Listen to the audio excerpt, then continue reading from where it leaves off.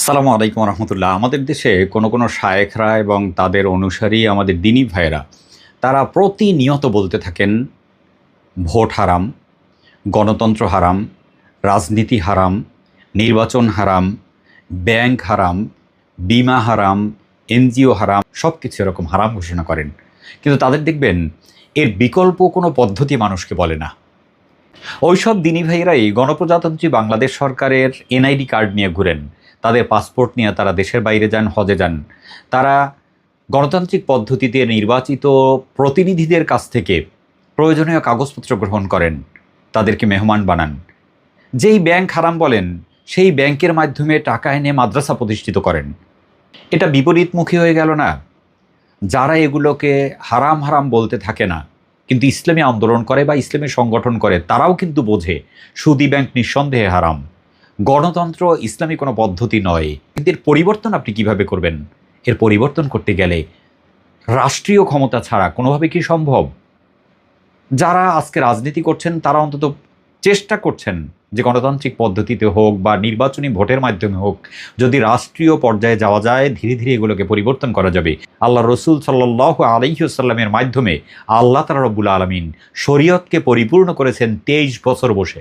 যতদিন পর্যন্ত রাষ্ট্রীয় পর্যায় পর্যন্ত দিন প্রতিষ্ঠিত না হবে, ততদিন পর্যন্ত ইসলামকে ব্যক্তির পক্ষে পরিপূর্ণভাবে আমল করা, পরিপূর্ণভাবে কোনোভাবেই মানা সম্ভব নয়। আপনি যে কোনোভাবেই হোক আপনার ব্যাংকে লেনদেন করতেই হবে, আপনার যে কোনোভাবেই হোক আপনার সন্তানকে আপনার পড়াশোনা করাতেই হবে। যারা রাজনীতি করেন তারা অন্তত চেষ্টা করছেন, সেই দাওয়াতটা মানুষকে পৌঁছাচ্ছেন, তারা অন্তত মানুষকে সচেতন করছেন যে ইসলামী রাজনীতি কী, ইসলামী অর্থনীতি কী, ইসলামী শিক্ষা ব্যবস্থা কী। যারা এরকম হারাম খারাম করছেন তাদের প্রতি বিনয়ের সাথে অনুরোধ, আপনাদের এই কথাগুলো কাদেরকে সুবিধা করে দেয় আর কাদেরকে বিপদগ্রস্ত করে এটা ভেবে দেখুন।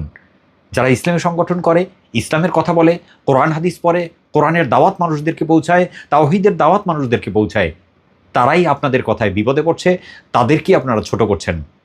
পক্ষান্তরে যারা ইসলাম বিরোধী তারা এর সুবিধা নিচ্ছে আপনার মাধ্যমে, বুঝে করছেন অথবা না বুঝেই করছেন। এজন্য যারা নিয়মিত হারাম হারাম বলছেন, আপনাদের উচিত বিকল্প ব্যাংক প্রতিষ্ঠিত করা। আপনাদের তো টাকার অভাব নেই, আপনাদের উচিত বিকল্প রাজনৈতিক ব্যবস্থাপনা চালু করা, মানুষের কাছে তার দাওয়াত দেওয়া। আর বিকল্প পদ্ধতি মানুষের কাছে উপস্থাপন না করে শুধুমাত্র হারাম হারাম বলে মানুষদেরকে বিভ্রান্ত করা, এটা থেকে বিরত থাকা খুব বেশি জরুরি। আল্লাহ তাআলা রব্বুল আলামিন আমাদেরকে সবাইকে দিন বোঝার এবং সে অনুযায়ী আমল করার তৌফিক দান করুন।